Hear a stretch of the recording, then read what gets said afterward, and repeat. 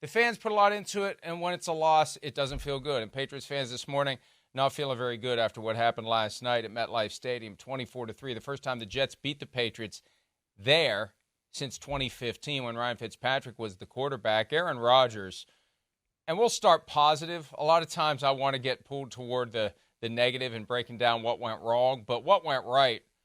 Aaron Rodgers looked like Aaron Rodgers last night. Didn't particularly look like Aaron Rodgers week 1.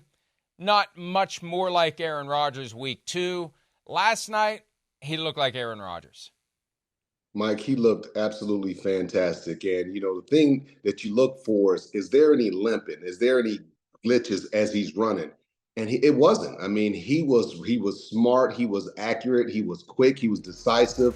I love the fact that he moved around, got the ball out of his hands quickly. And this looks like the old vintage Aaron Rodgers, just running, making plays. He looked so patient and so in control of everything that he was doing. And in that particular play, he saw the smaller cornerback on Alan Lazard. He changed the play, and he called it to Alan Lazard, ends up as a touchdown. But look how quick he's getting the ball in there. Look how accurate it is, the leadership, just everything, spreading the ball around.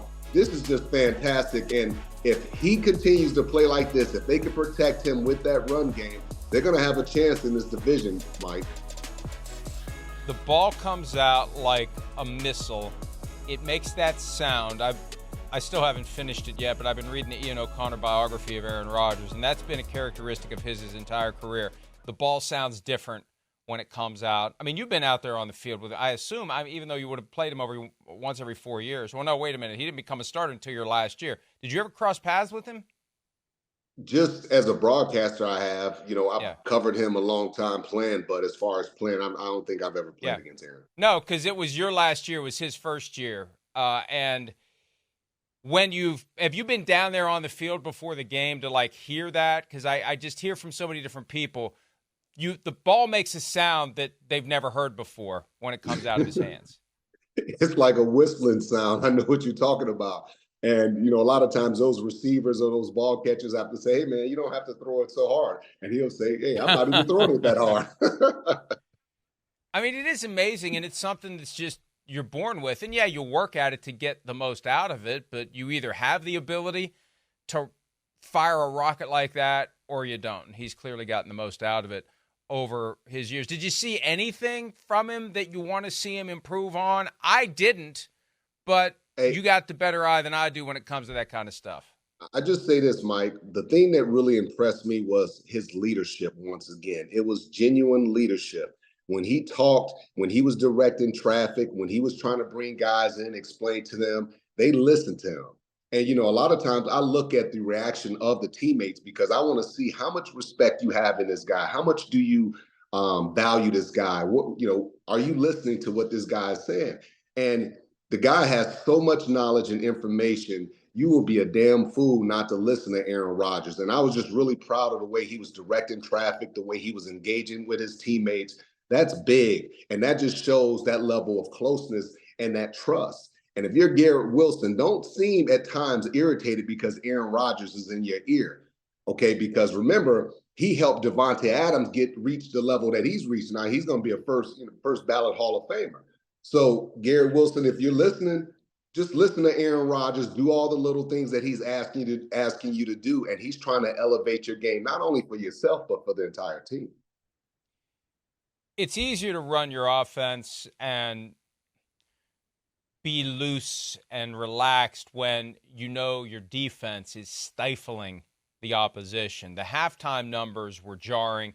252 yards in the first half for the Jets, 40 for the Patriots. For the game, 400 to 139. The Jets had the ball just over 40 minutes. The Patriots had it just under 20.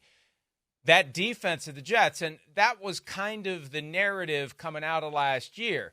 They held it together through struggles at quarterback because their defense was so great. And that's what was alarming, Rodney, the first Monday night of the season. They got steamrolled by the 49ers. Like, maybe the defense isn't what we thought it was going to be. But when the defense is that good and Aaron Rodgers is looking like Aaron Rodgers, you have balance, something that we rarely see in today's NFL, true balance between offense and defense. But the defense plays like that every week. They're not going to lose many games. Yeah, and the thing I was impressed with is just how they were flying around, just making plays, being aggressive. And this defense is a good defense. I don't see it being a great defense because if you get a team like a San Francisco that can run the football, I think they're vulnerable to a certain degree. But I look at the Patriots defense and what Rodgers was able to do against them. Remember, coming into the season, we said, hey, if they run the football, if they play good defense, they'll have a chance in most of these games. And they did that against Cincinnati. It didn't work out last week against Seattle, but Mike, for the life of me, I just the Patriots, they have to be able to run the football with that offensive line, and they just can't. And then you look at the wide receiver position for the Patriots, they just don't have anybody. You're going into a season with Tyquan Thorne and Demario Davis. Those guys are third receivers. They're not first and second type of receivers. So, if you're a Patriot fan, you have to be disappointed in the offense and their production. Well, and once it got to 14-0 last night, and credit to the Patriots, they went down the field, moved the ball. They didn't give up. They didn't surrender. But that's not the kind of game that they're made to be in. Coming back from 2 scores down, they got to keep it close and grind it out and wear them down and get either lucky or just kind of bend it their way at the end. Coming back from 14-0 with the offensive line injuries last night, an offense that wants to run the ball and run the ball and run the ball, you're not going to be able to carve into that big lead. And we saw that the rest of the way. They kept trying their damnedest, but it's impossible, especially when the Jets offense can continue to move the ball and score points. Now look at Jacoby Brissett, and he looked like he had no idea that the blitz was coming. And they were basically perimeter blitzes coming from the outside. And you as a quarterback, you have to be able to look and recognize and acknowledge those safeties. And when those guys start moving and start creeping down toward the line of scrimmage, you have to be able to see that. And you have to say, check, check, check, alert, alert, alert, change the protection. And I didn't see that from Jacoby Brissett, and I had maybe 20 text messages. Hey, man, is it Drake May's time? I said, there's no way I'm putting Drake May behind that offensive line. You talk about you want to see Bryce Young 2.0, put him behind that offensive line. That's one of the worst decisions you can make.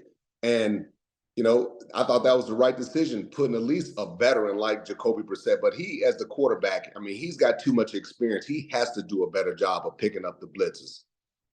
And we ultimately did see Drake May later in the game. I want to get to that later. For now, there was an incident, and I think it was overblown, but it was everywhere.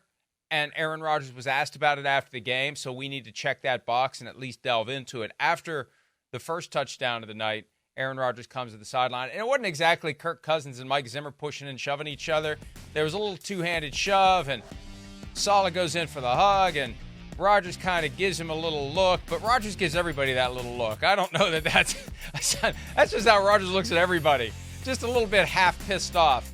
Sorry, London. But here's Rodgers after the game explaining what happened there because it was something that everybody was talking about.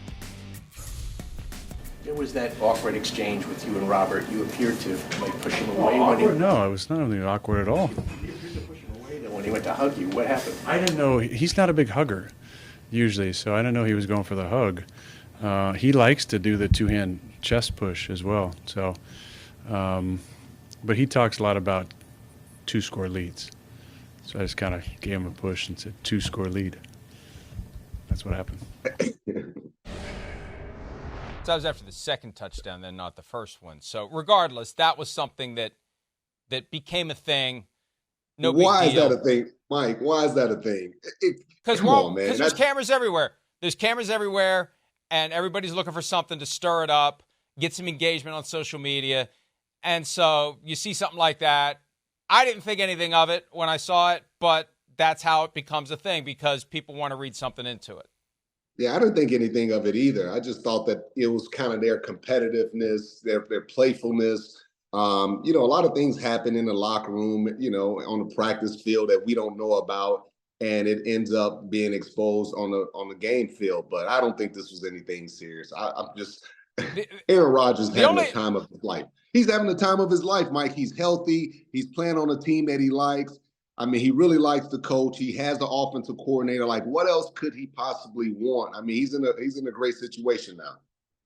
Well, that's right. And it's the thing that he thought he was going to have last year. It got ripped away from him on the fourth snap of the season, and now he's getting a chance to live it. And after that first night of the season that didn't go their way, they're 2-1. They got the Broncos coming up with a couple of extra days to get ready for it. They should be 3-1 when they head to London to face the Vikings on Sunday morning, coming up in just about a week and a half. So